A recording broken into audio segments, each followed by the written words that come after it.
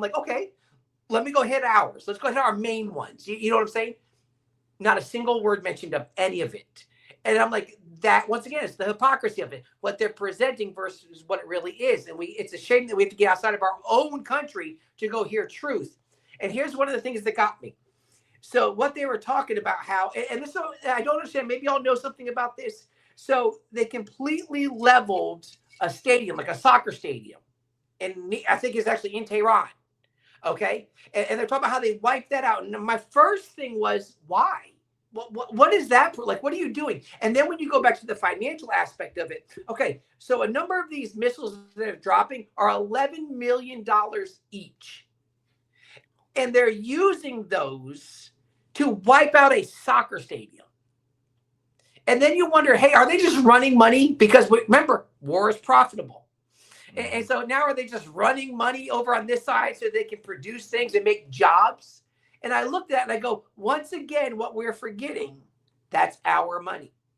Yeah. So forget about the war aspect of it, but just the financial aspects of it. And we're going to take the hit on that one. So the long-term problem, in all reality, because of history, is not going to be what they're going to do over there. The long-term problem is going to fall on us. And how are we going to handle whatever happens, like what Free is saying, in the next couple months or so? I will add real quick, Eric. I will add to Tubbs' point. I watch a lot of BBC and Al Jazeera because they don't sugarcoat and they're not beholden to any corporation per se like our media is. And it's very interesting perspectives. I'm not saying they're always right, but like Tubbs said, if you go look up what they're saying, you will find a lot of truth that you won't see. I didn't realize they had children's shows. Yeah, they do. It was I first heard of them on Sesame Street on PBS.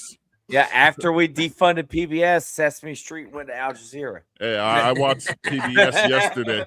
Marcus is getting his political information from Mr. Bean now. I get it from the Count Mr. Dracula. Bean and Aladdin. Is it Count Dracula? He's the economist. No, I'm just kidding. Oh yeah. Tub, one. Two. Go ahead, Eric. Tub, to your point about like bombing a soccer stadium, all I think of is like, imagine you've seen the meme like of the Israeli Iron Dome and then the other missiles, and it's like our tax dollars, right? Because we fund both sides of the war. I envisioned our tax dollars locally funding a football stadium and then getting blown up by our missiles. Too far, dude. You went too far. I'm just saying, like Jaguars getting $500 million. Then imagine if we funded the country that blew up the stadium. Anyway, I digress. That was just the vision of my head. So someone make that meme, put it in the comments. Before that, Marcus, could you restate the original question? Yeah, what ADD is kicking in. What do you see as the outcome of this conflict? Either you could go to the economic side or the geopolitical side. You should get closed captions for Eric. You should just have it like across. Yeah, because I'm mumbling and nobody knows what the hell I'm talking about. Talking fast. I love it. You're the only Florida person I met with a Southern accent, so I appreciate it. Yeah, me. Yeah, well, these two guys aren't originally from Florida. No, they're not. Nobody is. Nobody's originally from Florida. Look, we're refugees. This is why I care about war. People shouldn't have to live as refugees. Look, Northeast Florida is Southeast Georgia. Just know that. Okay? Yeah, I got that. If that makes sense. I want everyone to think back to what is going to be the outcome. Do y'all remember about 6 months ago, whenever, and envision this, whenever Trump bombed Iran, and all libertarians at first were like, I thought he said no new wars. And then within 12 hours, it was over. And for a second, we all kind of felt like, damn, they got us on this one, right? Like, it wasn't a war. Envision how I'm feeling. That headspace of like, libertarians got it wrong is what people were trying to say about us. We didn't feel that way because I knew this wasn't the end then. You don't just bomb a couple nuclear sites and then it's over. Like, I knew that. but social media wanted to make it out to be like, see, libertarians, you don't know what you're talking about. You can have peace through strength, right? Just bomb a couple nuclear sites, and then we just go on about our business like nothing ever happened. Those of us paying attention knew that was just the start of something bigger. So I just want to think about that. Like, this is just the start of something bigger. What really POs me is the abuse of the War Powers Act and the vote that just passed. I don't know. Nobody's anti-war anymore, or pro-peace, or pro-Constitution. And then they'll say, well, it is legal, and it is in the Constitution. And Congress did just vote. Well, hopefully people are paying attention to the vote that didn't pass, or did just not pass. And this whole, if you define it as a war or not, I want people regardless to be held accountable. You know what I mean? Word. Yeah. And Congress has abdicated their responsibility for the decision making on whether or not we go to war. That's what's happened. The reason the founders put it in the Constitution in Article 1, not Article 2, was because we vote for Congress every 2 years. So if your children get sent to war and they die, you'll remember that come election season, and you'll remember, I don't support this congressional candidate, this person in Congress, this member of Congress. I'm going to make it my duty to, back then you would just shoot him in the street, and I'm not advocating political violence, but today, if you move forward, you would make it your mission to vote them out of office. If my son or daughter died because of the decision making of a bunch of politicians in their ivory towers, I would make it my mission and duty for the rest of my life to remove those people that voted for that war out of office. Well, whenever Congress doesn't vote on it, they can't be held accountable. So thank you, Thomas Massie, for at least putting the vote out there. Now people will know who to vote out of office, or do whatever you have to. And look, prayers go out for the 6 people that have already died. I don't know if those numbers have changed. That's the last numbers that I recall. This changes an entire family. This changes generations. These cuts run deep. And over that's 1,000 why civilians too. Yeah. Well, in Iraq, hundreds of thousands, millions, if not millions, of civilians were killed in the Middle East. Now Iran is probably already over several thousands. I don't know if it's up to hundreds yet, but it'll be there. Give it a couple more weeks. But that's why the founders made it the responsibility of Congress to declare war, because we vote every 2 years on them. So it's like, if the American people become anti-war, they can vote those people out of office every 2 years until you get someone that quits voting for wars. But when you give away that responsibility, you cover it up. I'm done. Eric, if you ever run for office, I think you should take out a lot of those talking points and snip it in a video. I think that was very profound. Now I'm gonna switch. I also think I'm really pissed off. So, and I mean, like this. Yeah, I've always I like pissed. I like Black Eric, or I'm sorry, you call dark Eric. No, I was about to say, because if you were black, it would have been D Eric or Mutt Eric or yeah, J and Eric or something. There'd be some punctuation in there somewhere. Do I get a pass? I'm just kidding. All right. So according to Reuters, I'll get back to you, Marcus, here. According to Reuters, 2 days ago, Iran had 1,230 people killed, with 175 of them being schoolgirls and staff of the school. Oh man, dude! Like, come on, people. That's the part. Freaking humanity. That's the part that pissed me off, because they directly asked Hegseth, what do we know? Who was responsible for that? And they said they're investigating.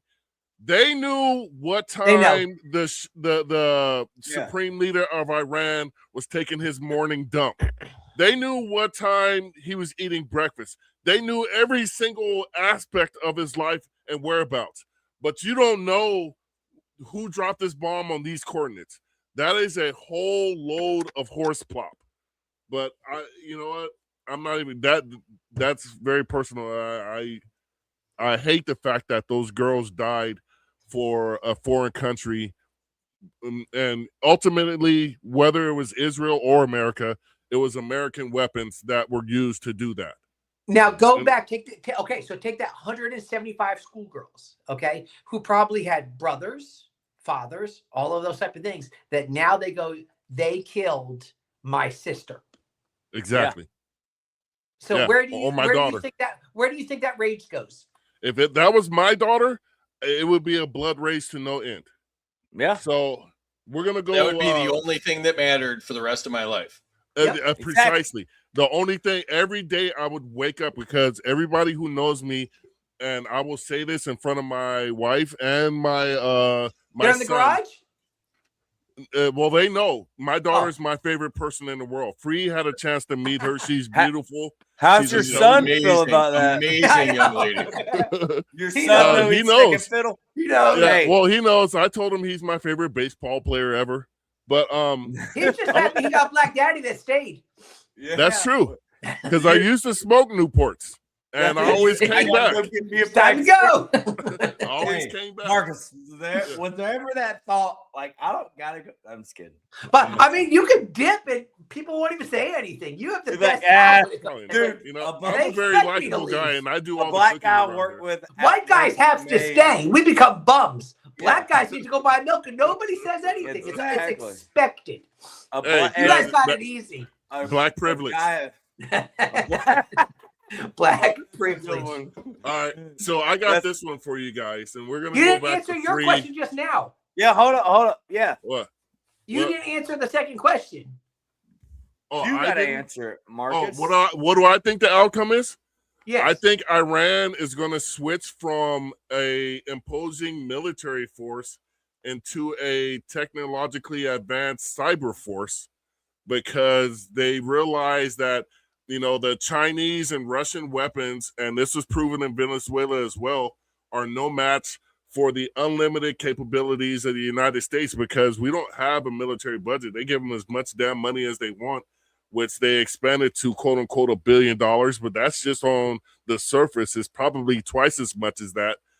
So Iran has to switch gears, and the only way they can compete with Israel or America is on an asymmetrical fashion.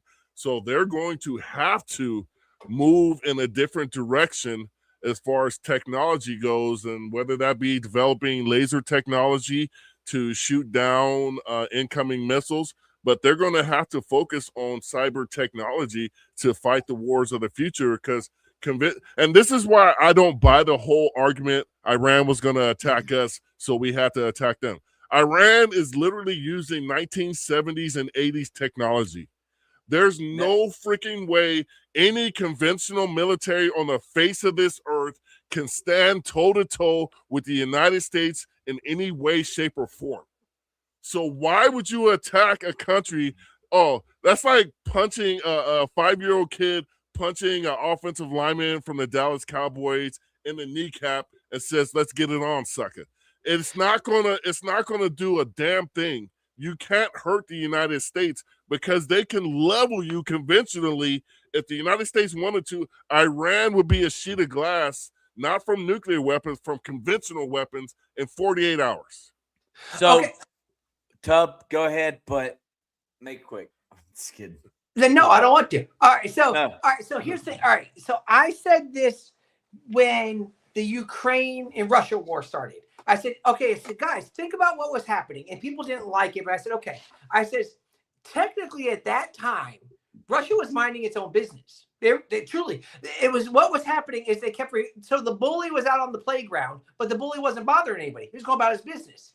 And then all the kids started kind of throwing rocks at him, saying things about him. And he finally goes, well, if you're going to say all these things, I'm going to go ahead and do it. I'm going to go make it happen. And I said, that's kind of what Putin did. Because remember, everything was fine. He was just going about his business, just being over there, being the bully, but nobody messed with him. He wasn't messing with anybody.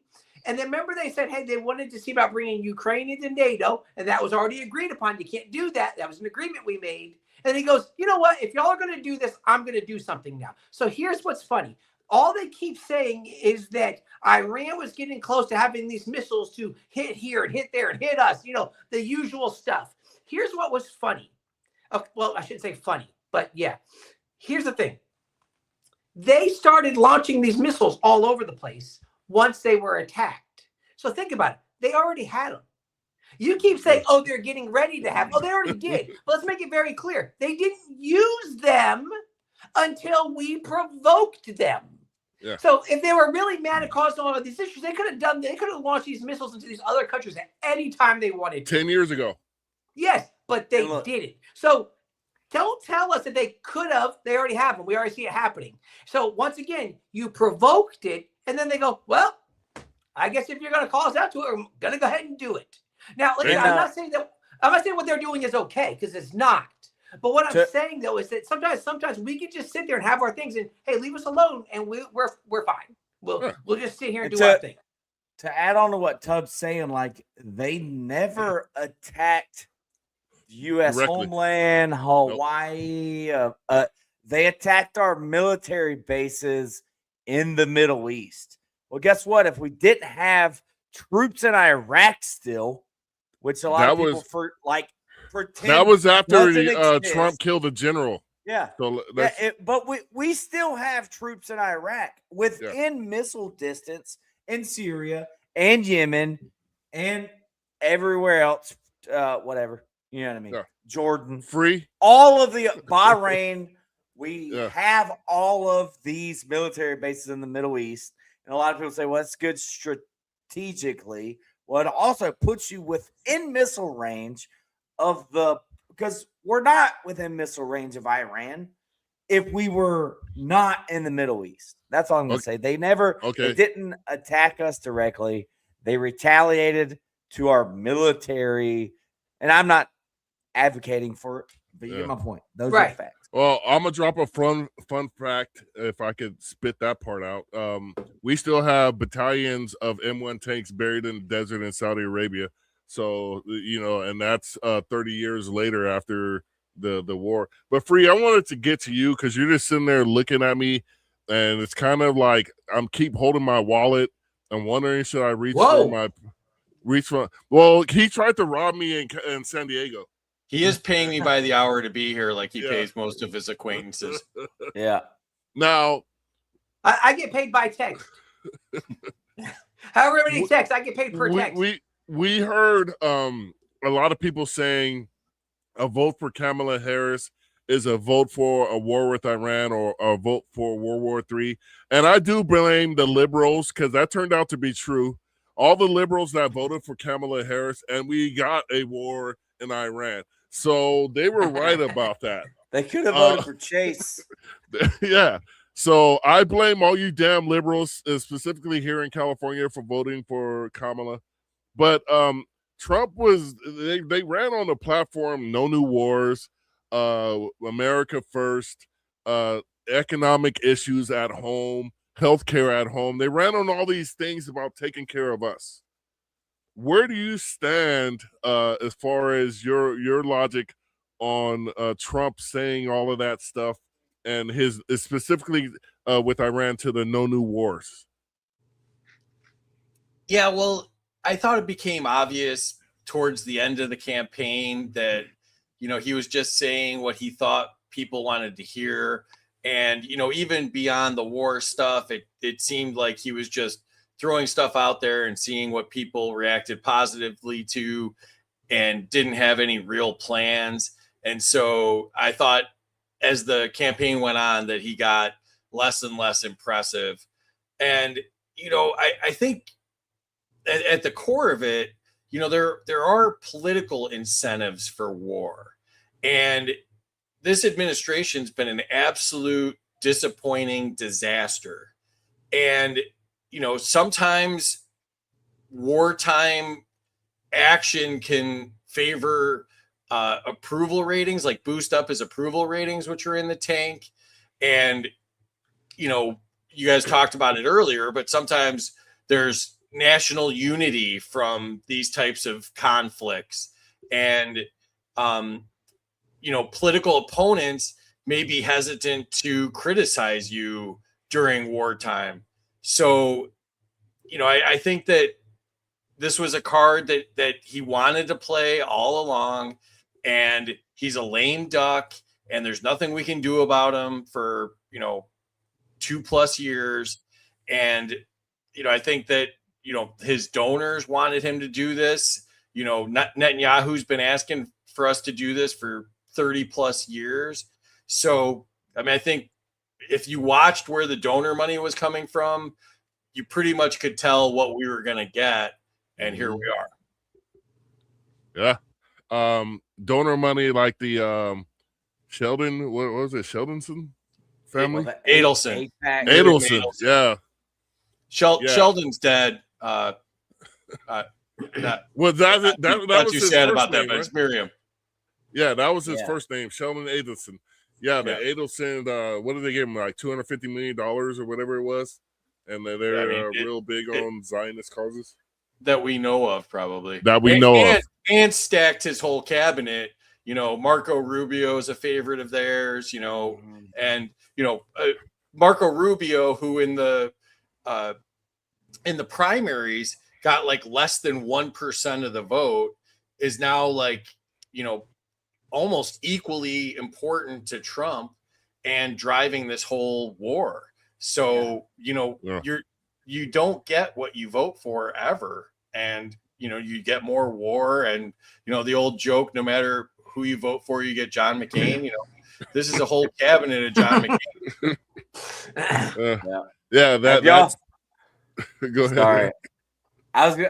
Everyone's seen the meme with like all the ghosts of all the dead politicians. You had John McCain, Ruth Bader Ginsburg, all left and Dick right, Cheney. all the people, Dick Cheney, and they're all looking over whenever Biden got elected, and it said, finally, war with Iran. You know what I mean?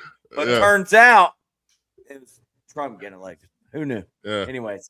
Did you see my meme where I said you made me think of this earlier, but I made a meme where I called the war economy a Bombsy scheme, and you know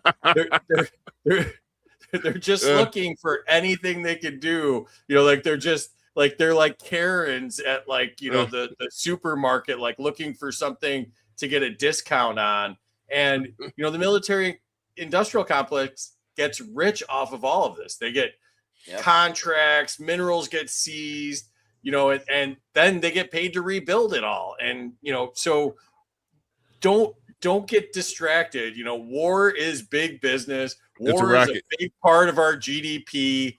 And, you know, they'll just look for any excuse to use, like Tubbs said, you know, these $11 million bombs, and, you know, just, you know, they'll shoot them at soccer stadiums. They'll shoot them off in the parking lot like teenagers. You know, they just want to get rid of these bombs. Like some rednecks are on a burn barrel. Exactly. Or like we didn't actually have any targets. We just launched those weddings that you see on YouTube where like the drunk guys like shooting his guns in the air, and all the less drunk people are like, this seems like a bad idea. Like that's literally the military industrial complex, and the wedding is planet Earth. Well, yeah. I mean, if you ever played a sport, you practice a lot, and then when it's all said and done, what do you want to do? You want to get in the game. You want to use your skill set that you blood, sweat, and tears practicing. Eventually, you want to go out there and play the game, and that's what this is. There was I read a story today. Your new Department of Homeland Security, which I think is a complete BS department. Thanks George Bush and 9/11, Saudi Arabia, and whatever. Patriot Act. Yeah, Patriot Act. But he bought some defense stocks because he's on the Armed Services Committee right before this war started. And guess what? He made a lot of money. And I picture like the military industrial complex, like their lobbyists going into Congress, and like they've got like a PowerPoint presentation, and they're like, hear me out. We bomb boats. Okay. Here's what we do. We say that there's fentanyl on them or whatever it is, and we just start bombing boats. But we use the expensive bombs because they bomb the hell out of these boats. And like they're just looking for reasons to just use these munitions and new technology. Well, if you want to bomb boats, you're going to need the new drone to do that. The old drone doesn't do boats. The old drone only does people. You need the new drone if you want to bomb a boat. You know, it turns into like a watercraft seminar. You know, like a guy, a door-to-door vacuum salesman. You know what I mean? Like, I know you got a vacuum cleaner already, but doesn't do better one. I know you can blow stuff up, but this will blow it up better. Yeah. You see that guy? He has 4 outboard motors on his boat. Now, if he had an inboard motor on his boat, you need this bomb right here. So yeah. Tub, if you want the boats that can only go 30 miles that were obviously not coming here and didn't have fentanyl on them, if you want those boats, you need a different drone for those. I just want to add this one semi-relevant point to the boat bombings. They would have to refuel over 20 times to reach the United States. Yeah. And how do you know for certain whatever's in those boats is drugs? That is the most ridiculous one. Aside from this Iran war, that we are doing some of the most ridiculous acts of just savage brutality and violence that any country has done since Genghis Khan at this point. Well, in our defense, gas prices are going up, and we saved them some refueling costs by just blowing them out of the water. Yeah, well, now it's not economically feasible. You know what I mean? But it is. I want to know. How many tanks of gas does it take for those boats to get here from Iran? 20 times. That's what we really need to be worried about is the Iran boats. You know, the little tiny Iran boats. Well, Eric, that's a different drone. You're going to need to buy a different drone for the Iran boats because they all right, Marcus, speak English. Get Tubbs' attention for. All right, Tubb. What is your Tubb Trump no new wars opinion?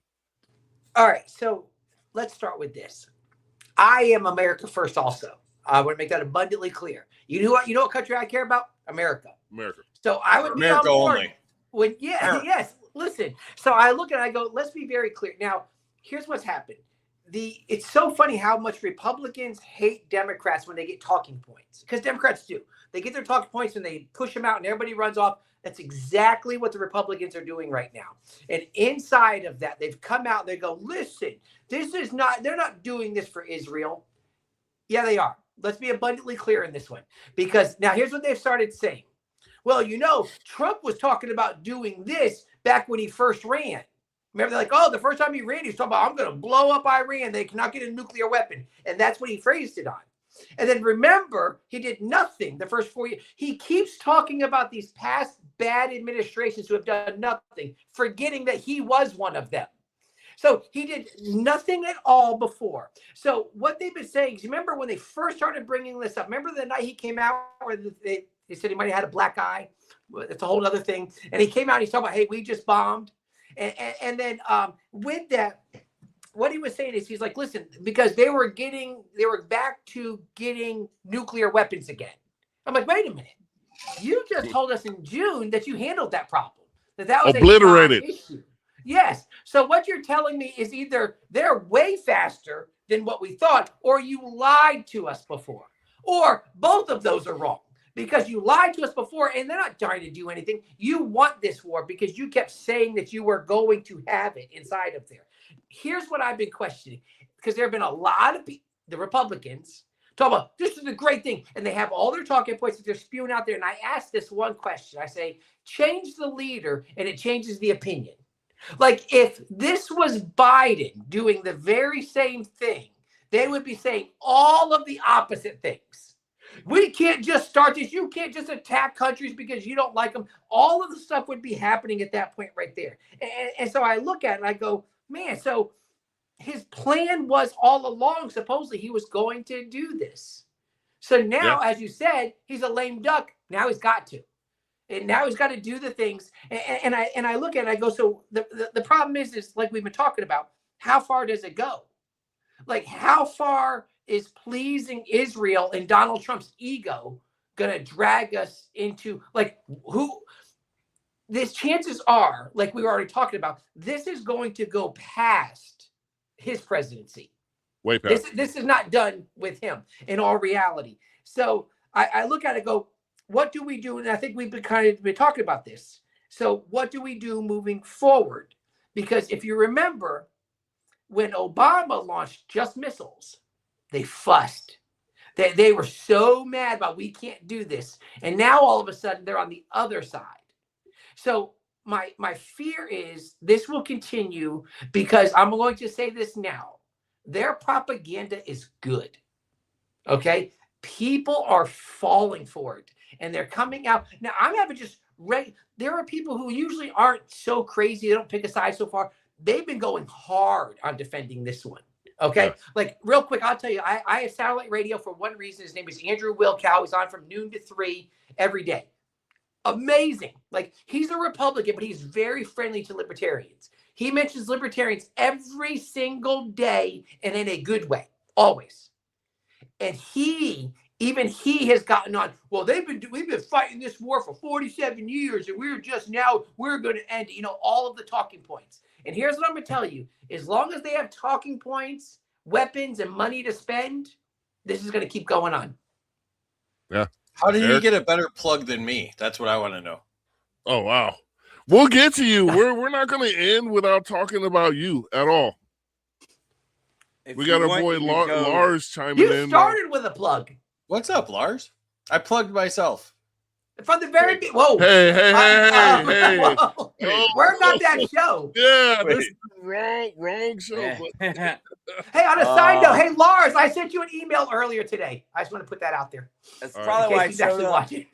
Just kidding. Did your email say we'll be on the Black Powder podcast? Just kidding. Speaking of, my homegirl is like, whoa. Eric. Shameless plug. Tubbs running for city council here in Jacksonville, Jacksonville, Florida, District 10. I don't know if we got a link for him. Look him up. I want to get to. I'm gonna be a guest here in a couple weeks. Don't worry about it. Cool. Do it later. I want to get to this. Eric, I'm sorry, but Tubb has about 5 minutes with us. So I want to send it. I want to get to this point real quick. And if anybody doesn't know, Tubbs a pastor. And we all have religious beliefs here. My father was a deacon here in the fourth largest. You said real quick. Your dad was a deacon? Here we go. Marcus, you said real quick. How's the economy in California? It's the fourth largest economy. Fourth. But there was I read several articles and I Googled this. You can Google it yourself. Google Armageddon in the Iran war. Google it. But there were generals that supposedly were telling people that this was the beginning of Armageddon as far as the bringing the rapture and all that stuff and Jesus' second coming. Where do you think the Bible stands on this, Tubb? Okay, so here's the thing. I want to bring this up again maybe next week. Only because I didn't know. I hadn't heard that. I hadn't heard them saying that. And there's a lot of end time stuff that gets wrapped up into that one. Now, let me be very clear. I'm not an end times guy. I'm not. That's not what I do. I'm a life application guy. Okay. Initially, what I thought you were going to talk about is what they've been saying now for the past few weeks about how we have to defend Israel biblically. In fact, there was a pretty lengthy interview with Tucker Carlson and Mike Huckabee. I saw it. Okay. Yeah, and so Mike Huckabee is a pastor. Okay, a miserable one. Okay, because I'm like, dude, you don't even know the Bible. You don't even understand what it's saying. Because just to make it real quick, so before when they say, hey, it says that anybody who blesses Israel will be blessed. Anybody who curses Israel will be cursed, and they're using that as why we have to have this ongoing support of Israel. Two things. One is we have to understand. Israel, the people of God, is not Israel, the people of government. They're not the same thing, okay, inside of that. But also, here's the bigger problem with all of that. That's not what those verses are saying. What those verses are saying are not talking about Israel. Israel wasn't even a thing yet. The Israel, Jacob, the person wasn't born yet. There was no land or anything. They said it to Abram.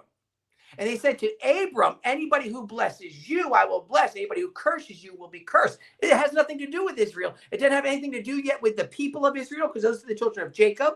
Okay. And there was no land, because what was happening when that was said, Abram was still at his land before he was sent away.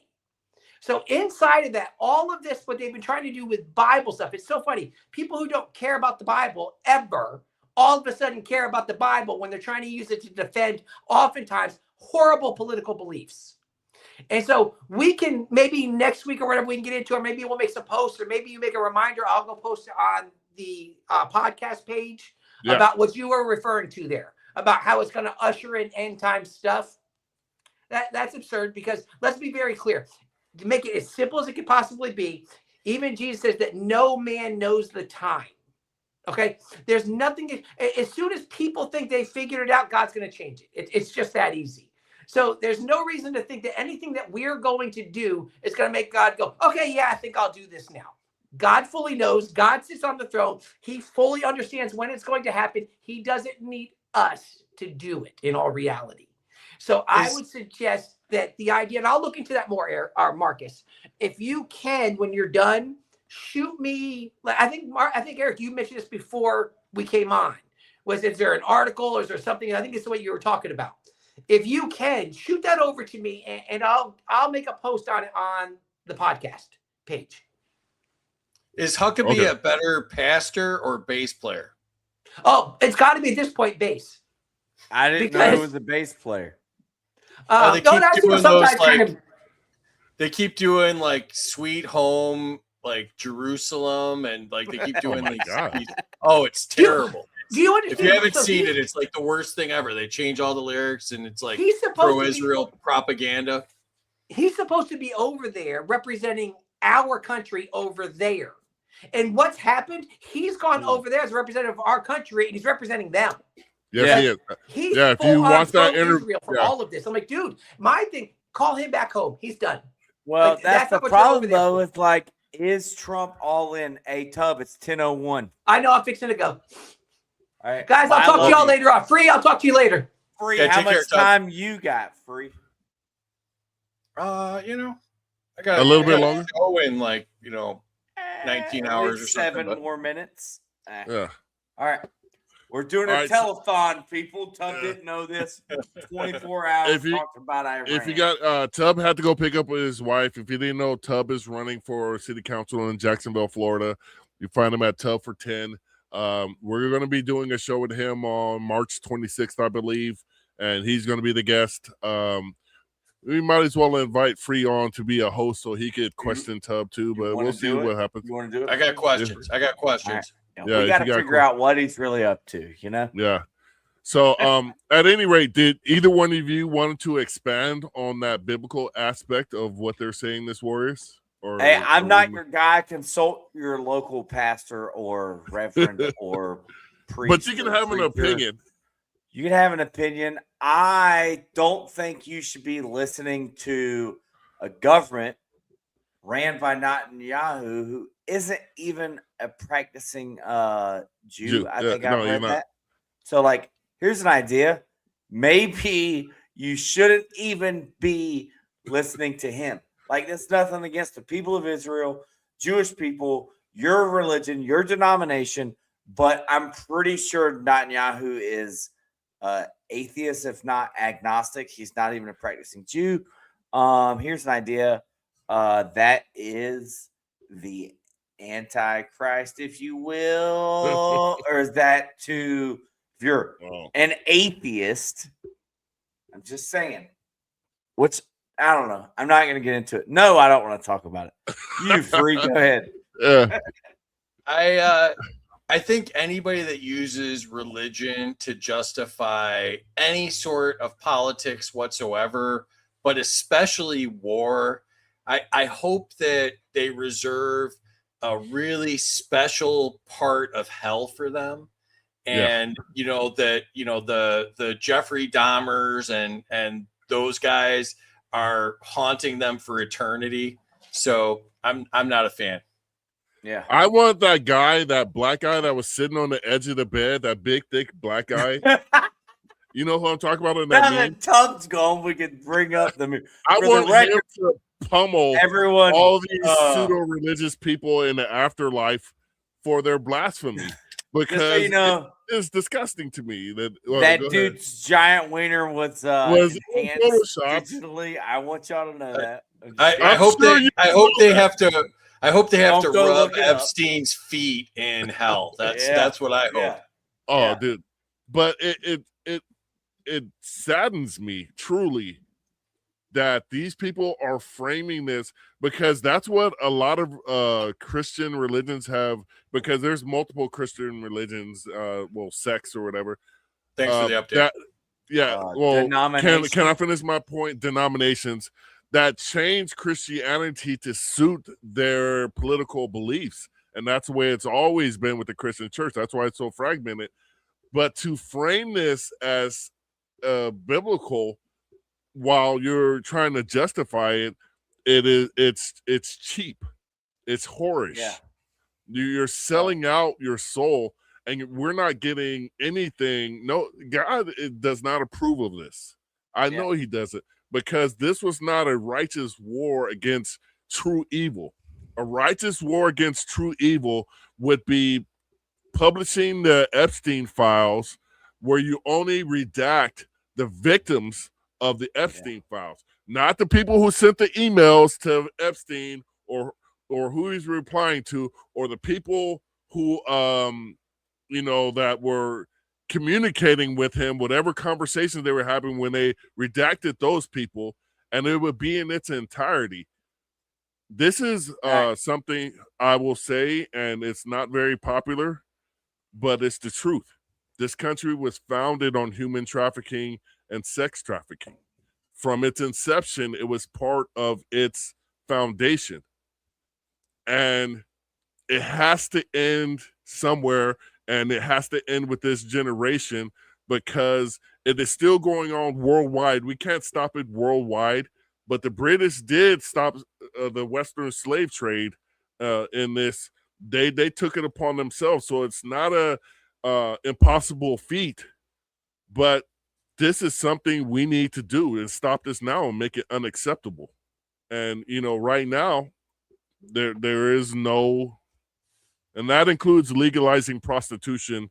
And I'm not saying government should regulate it, but they should be tested, so you're just not out there giving people bumps and stuff for a couple bucks. Speaking of STDs, I'm just kidding. Marcus, that was a weird done. Yeah. That was a real transition. No. So all right. So let's go back a couple of questions. We could do them kind of rapid fire. I know Free doesn't want to hang out for the entire 20 hours of this telethon. Yeah, well, I had one more topic for us, and then we can go into our closing remarks, if that's cool. I'm cool with that, unless Freeze wants to hang out longer. I'm good. Whatever you guys want to do. Okay. All right. Okay, so the last topic for you guys was Trump said he wants a role, in selecting the new leadership of Iran. Now, how is that bringing America, to Iran, if the United States is telling you who you can have as a leader? Because I'm pretty sure that shit's been done before. Free? Yeah, so it's kind of like what I was talking about earlier. Like, what is the end game? And every war eventually reaches a moment where those involved in the war have to decide how it ends. And it seems like, we should have negotiated more on the front end, and, used diplomacy, and the other countries that said that they wanted to help with peace negotiations, we should have taken them up on that offer. But, how do you diplomatically and fairly end a conflict that began with force, right? So, and these political settlements then shape the post-war environment, right? So, and then, we've been talking about how long this will last, right? the longer this lasts, the harder those compromises become.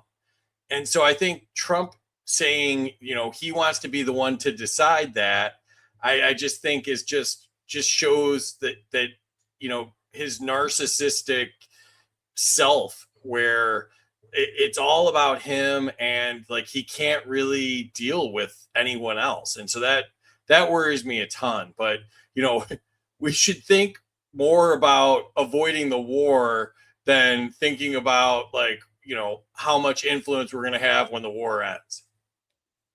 Yeah. Precisely.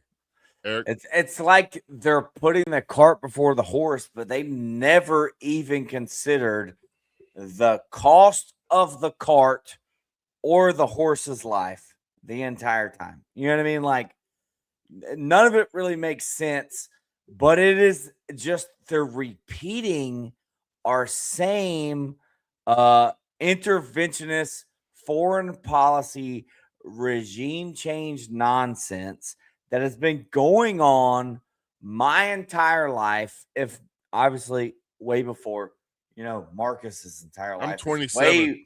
You're way before my entire life. So I'm just saying, like, this is the same show. It's a rerun. We've seen this one before, and they still haven't learned their lesson. And I don't know.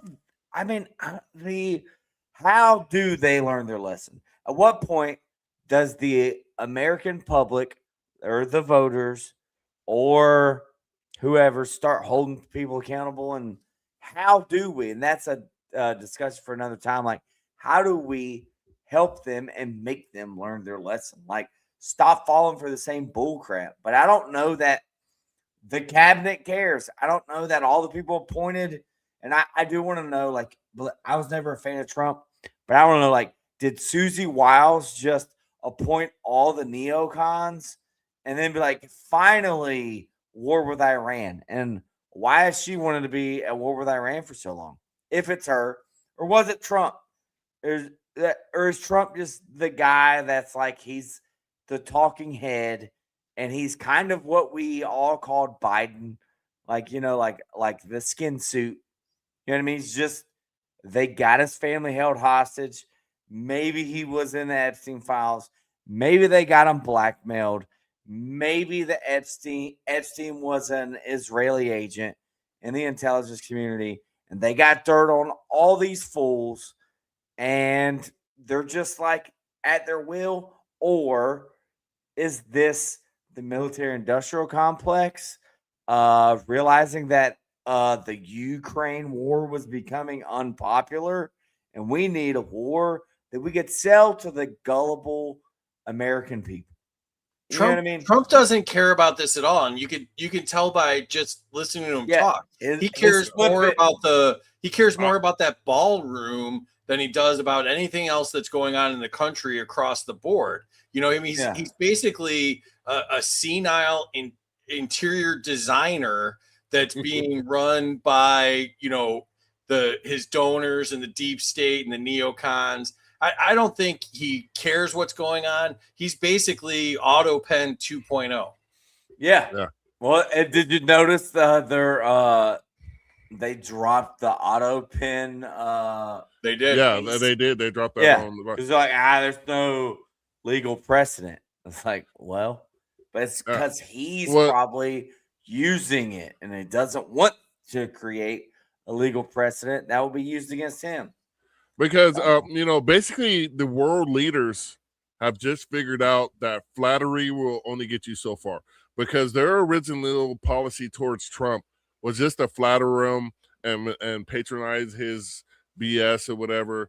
And then after the tariff fiasco, they saw that you could tell Trump everything he wants to hear.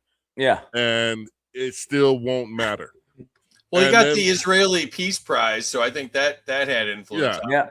They're like, and how many million? We'll see what he does with the World Cup, the soccer Peace Prize, because he got that one too. But the last poll I read, roughly 6 in 10 Americans were against this. But what they do here in America with war, if you're anti-war, you're anti-American. And I'm like, I look back to Grenada, and I remember this because I was one of those weird kids that watched the news and read the newspaper.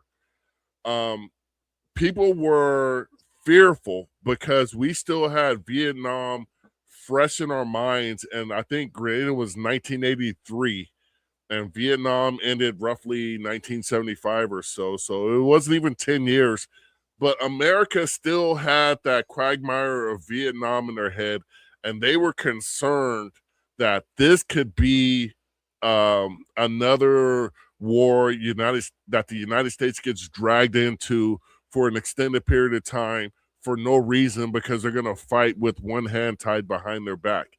And that sentiment was also brought up in 1991 when we went into Iraq the first time.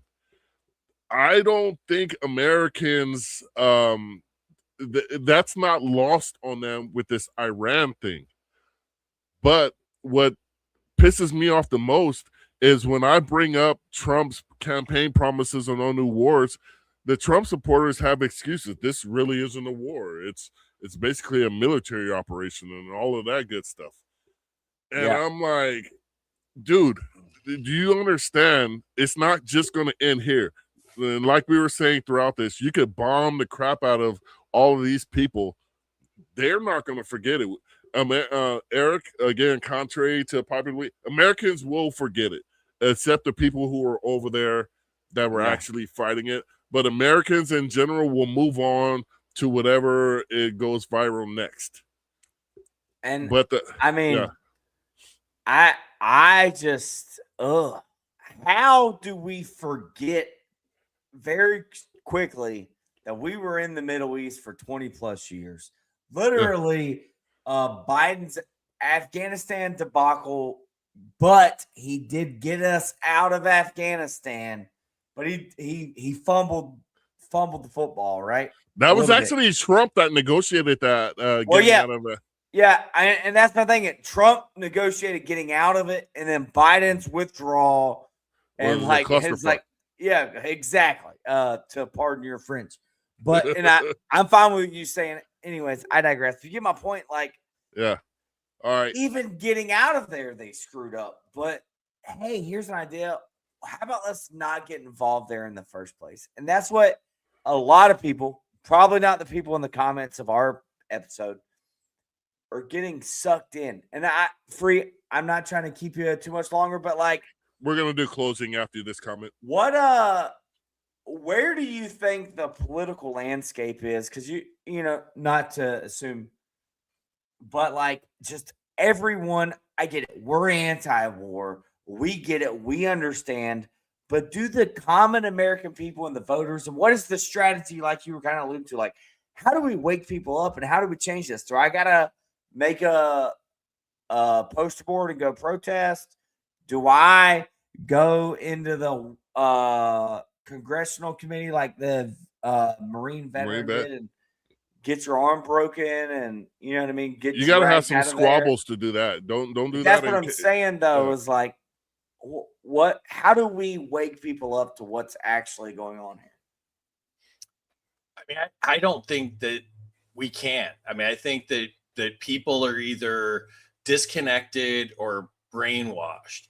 And, you know, I argue with my anarchist friends all the time when they say that, you know, we shouldn't vote and we shouldn't feed into the system.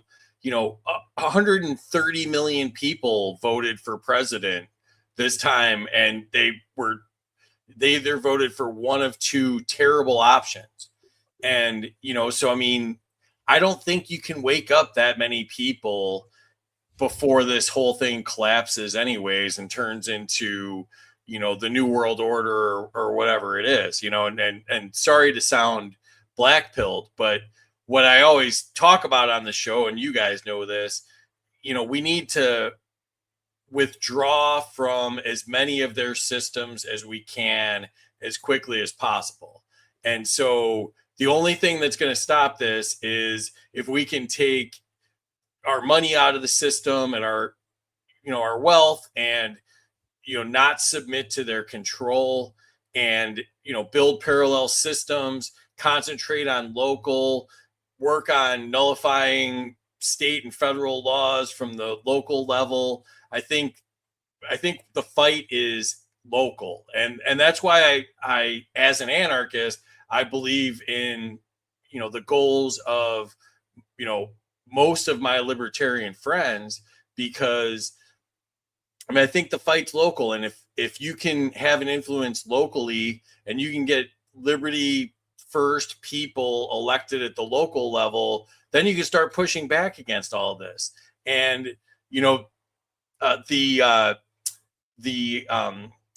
sanctuary cities have gotten such a bad rap recently because of immigration, but there are like, I think, a couple hundred counties that are sanctuary counties for gun laws. And so, you know, we need to push back against all of their crap and do it wherever you can, push back whenever you can, speak out against it, talk to whoever you can. And, you know, I think the fight's local. Word. All right. So as we close this up, I'm going to give both of you guys and myself, in my generous nature, you know, just your closing statement for the night. Eric, we'll start with you. As you were about to sip your refreshment. Yep, I was gonna say, look, guys, I am praying for all of you, praying for our country. This is a difficult time, and I feel like it wasn't great even before this. Like, I don't know, like politics, I feel, and I always keep forgetting this term, but a little bit of burnout. And I'm not saying I'm leaving the podcast or anything. That's not what I'm getting at. But like politically, like we're getting at, like we all keep trying to make a difference.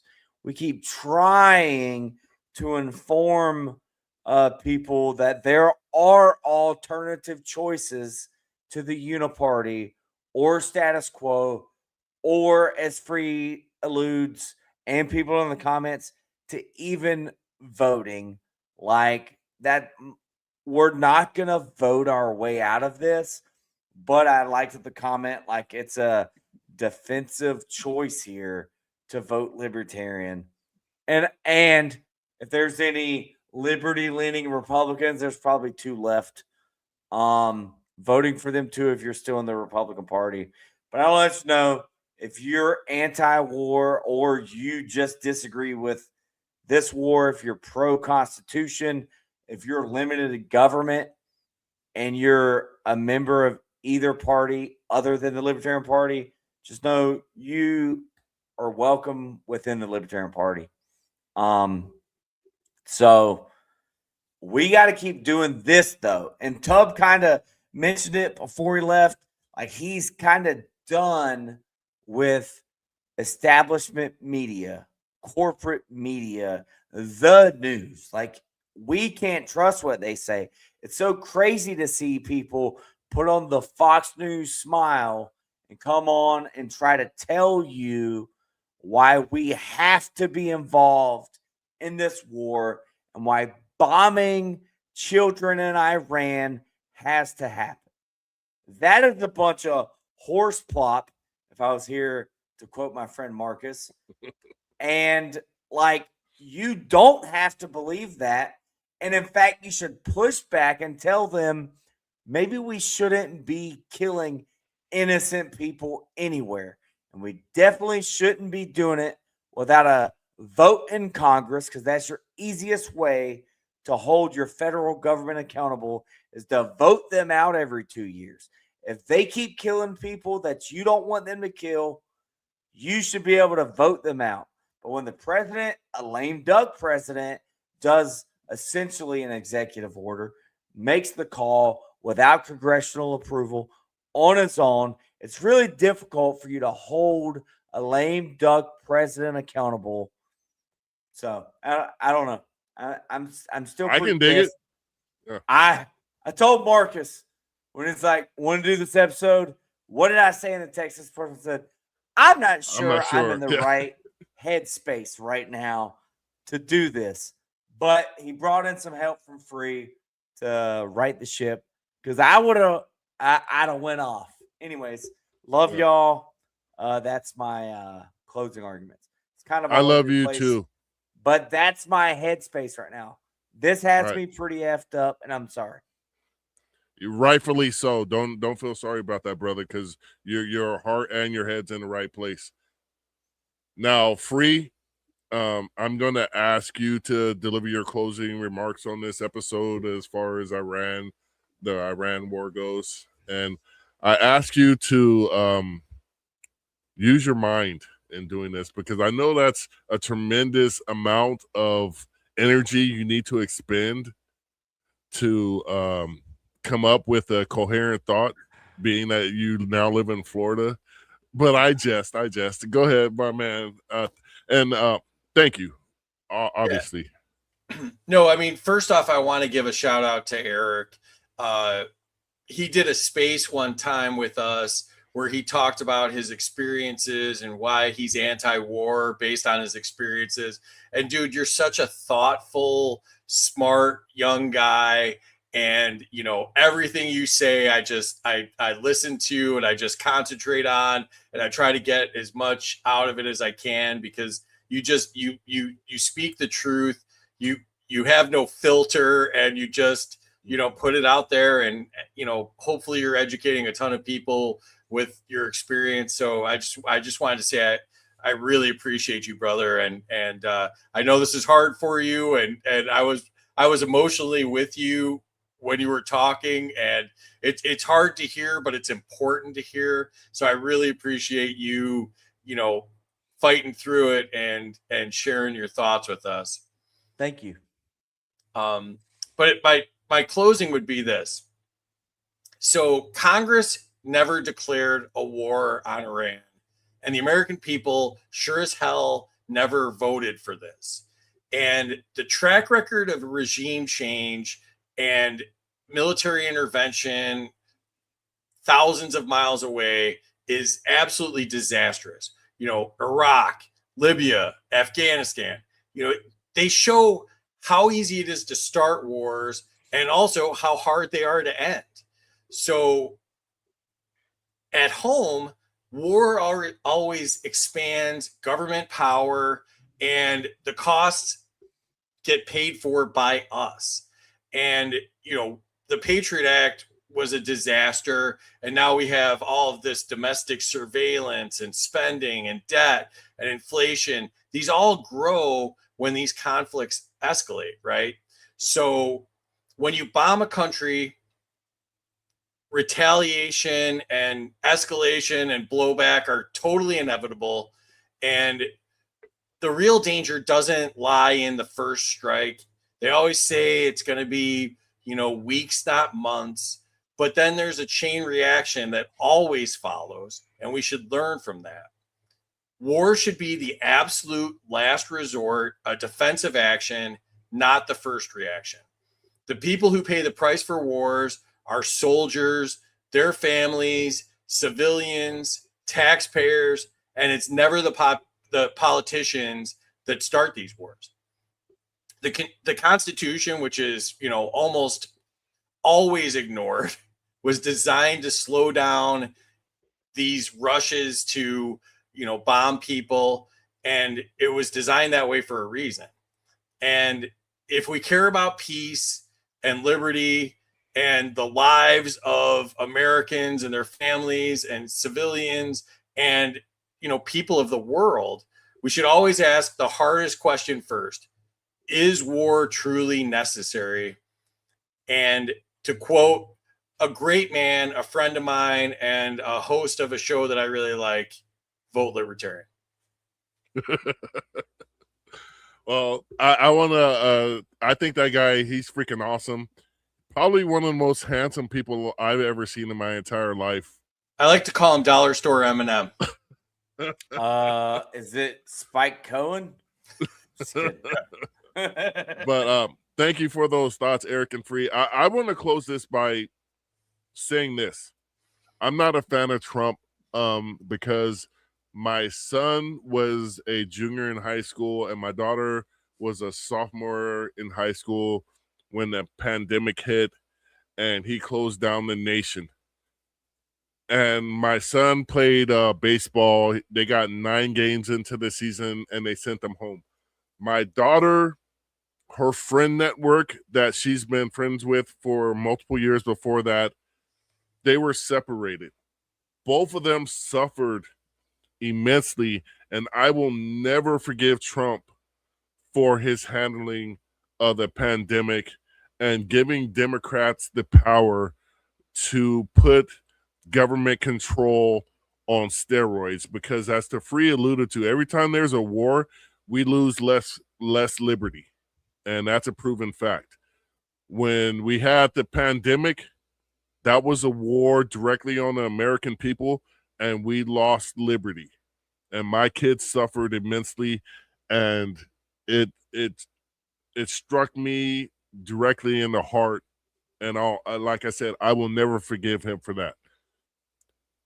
Not to do the partisan part, because I think they both suck, but I cannot recall a Republican president that left the economy in a better situation than when they walked into the Oval Office in my Was lifetime. Calvin Coolidge a Republican? That was the last I'm not time. that old, Eric. But I do not recall one Republican president that has left the country better off than he found it. And we're headed in that direction right now. You know, when Pam Bondi got out there and was talking her crap, deflecting away from the Epstein victims, the Dow was at 50,000 points. Today it closed 2,000, roughly 21, less between 2,000 and to 2,100 points lower than that. Oil is up. Gas prices are up.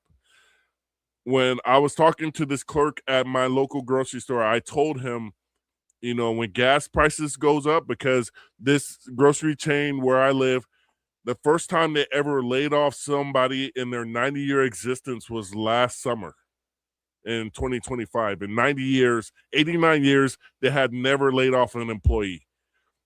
Last year they did. And they're about to lay off again. There was layoffs at my wife's job. There was, I can't remember the company, so I won't talk about it. But when I look at what he ran on and what he's doing, I look at America and I think you're just effing stupid. This man had his chance 8 years ago, and he screwed the pooch. And you think it's going to be different this time. You know, the very definition of insanity is doing the same thing over and over again, expecting different results. I call it the pendulum of stupidity, as far as, you know, Republicans jack shit up. Now I'm going to vote for a Democrat. Democrats jack shit up. Now I'm going to vote for a Republican. And when I tell people, hey, you should vote for a libertarian, it's like, why would I do that? So the other side can win? I was like, what has the other side done to make things better? It is asinine. It is absolutely bullshit to think things are going to change because you're going to elect the same people who screwed it up last time that wanted to make you vote for the other team. And this is the same thing with the Iran war. We've done this before. We did this in 1953. The only reason the Islamic Republic of Iran exists is because of the United States foreign policy. And you cannot dissect that fact up into nothing else. That is the reason why we are here now. And for Iran, the Persian Empire, prior to the Persian Empire, but Iran, the country itself, it has its proxies, just like everybody else has its proxies, but it has never attacked anybody. You can look that fact up and and check me on that. I got a bit of a sinus thing going on here. But Iran has never attacked anybody. Iraq attacked them. They've had beef with Russia. They worked that out. But those are the facts. And for the United States to attack Iran has put us in peril for at least the rest of everybody's life on this panel, and quite possibly your children's lives, because this is far from over. And prior to getting into these mindless conflicts, they need to look at all these people that are making these decisions need to look at their kids and say, am I truly protecting them? Because when I woke up Saturday morning and saw the headlines that the United States had launched attacks against Iran, I immediately thought about my kids and the future that they have. And my kids are in their early 20s, and they have a way to go to set themselves up in life. And I was pissed off and saddened because I don't know what their future is going to be because of people who aren't going to be here. Trump doesn't have much more time here. Netanyahu, Putin, all those guys, they don't have much more time here, but our kids do.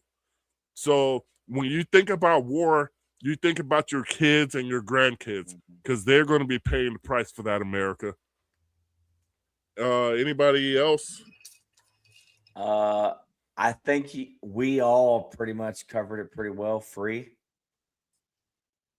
Yeah, no, I agree. I got 3 sons that are of draft age, and they were trying to push through something last year to draft women. So that means they're thinking about the draft. And yeah, I think about that every day, that, I don't want my kids involved in this. And I've told them from a young age, run from the recruiters, whether they're in your high school or wherever you come across them, that they're going to lie to you and, try to send you over to fight for oil or, minerals or whatever they're fighting for, and steer clear of all of them. Right. So, Free, tell the people about you and your enterprise with Are You Smarter Than, and especially plug what you're going to do and tomorrow. Tomorrow's big episode. Huge episode. Yeah. Are You Smarter Than a Politician? Yeah, thank you. So, I created and host a show called Are You Smarter Than a Politician? It's a satirical game show where we talk about liberty-based issues. And the twist is that the chat controls the score. So we get a lot of interaction and people get to share their opinions, and it turns into a lot of fun. Tomorrow night, we're doing a huge fundraiser, 3 hours long, 7 p.m. Eastern to 10 p.m. For You Are the Power, which is an amazing organization that uses grassroots activism to fight back against local, state, and federal laws that are hurting families. And obviously the founder of the organization, Spike Cohen's going to be on, and he's going to fight in a gauntlet style match against 14 other huge names in the liberty movement. We've got Justin Amash is going to be the final boss of the night. So whoever reaches him will fight for the championship. But we also have Nick Nemeth, who also wrestled under the name Dolph Ziggler. He's going to be on. I saw the great Lars Mapstead in the chat. He's going to be on. Larry Sharp, Chef Andrew Gruel, Martha Bueno, Jeff Charles, Lou Perez. So many great people are going to be on it. So we're really excited about that. And we do the show every Tuesday and Friday, usually 8 p.m. Eastern. Like I said, tomorrow is 7 p.m. Eastern because we're going to go longer. But we also have a show that we're going to do to promote the North Carolina Libertarian Party convention later this month. And then we also have the folks from antiwar.com on Friday. So we have a lot of exciting stuff going on. And a shout out, I see her in the chat, our amazing producer, Terry Batts, that puts all this together. Make sure you follow her on X too. She's Batts T76, and she does way more than just our show. So absolutely follow her. What about Amity? Is she okay? Never heard of her. Oh, okay. Yeah, neither. She's one of my favorite libertarians. She gave a great speech at the California convention, and it was actually quite moving because she spoke the truth to peace and humanity. So we're going to have her on soon. She's too. amazing, and make sure you follow her. She's Amity Lee 13. Yeah, now I'm in trouble. I'm going to be sleeping on the couch. She's Ebony Lee 13 on X, and we've posted her speech from the California convention. I think it's on YouTube and X, and make sure you check that out. She's got an amazing perspective on the value of human life and how it applies to being anti-war and anti-abortion and anti-death penalty. And I think she's just absolutely amazing. So she's a wonderful human being. Are you doing a live show in North Carolina? Yeah, live show in North Carolina. I don't have the date in front of me. It's at the end of this month. But yeah, we're doing it live from North Carolina. Then we're doing it live a couple weeks later in April in Texas. And then we're also going to be at the national convention in May. Do you have all your guests lined up for North Carolina? Yeah, we well, I think we do. Rob Yates, who's running for LNC chair, is putting that all together. Yeah, Sorry, because we gotta go. I'm not able to be there as a guest. Man, why was he pumping you up then? That's the weekend I'm running the Heartbreaker at Mount Mitchell, which is right down the road from where the convention will be, but it's a 34-mile trail run, so I'll be a little busy. Well, come on. It's on Friday night, whatever that Friday is. Come out Friday night and see the show at least. I'll think about it. You'll be there or you'll be square, if we could use a Gen X L7. Yeah. All right. So this has been the Black Powder Podcast. Once again, I encourage you all to follow our good friend Free. Thank you for coming on. I truly appreciate this because this was a last minute thing and he did something before this, but he made time because he believes in liberty as much as we do. He's a libertarian, but he's not the only real libertarian like me. And he's not bold liberty like Eric, but he's a libertarian nonetheless. And I want to thank him from the bottom of my heart because this is my brother in arms. We hung out. We had a cocktail in California, San Diego, and I truly appreciate you, brother. I love this show. I love what you guys do. Anytime you want me, I'm here for you. I mean, you've said two very homoerotic things this episode. Don't make it so gay. Yeah, with the plug, and now anytime we want you, we could. We just, want me, you every have me, any part of me, whatever you want. As far as libertarians go, however you use your butt, we're cool with that. So, is that a political slogan? Well, I'm just saying that's a libertarian thing. Your butt is Marcus 2028 is the slogan. For the record, Marcus Matthews, school board. However you want to use your butt, we're cool with it. All right. Anyway, with that being said, we always end this podcast with a famous slogan initiated here first on the Black Powder Podcast, the only real libertarian podcast, and that is to live free or die. This is the Black Powder Podcast, coming at you live and direct.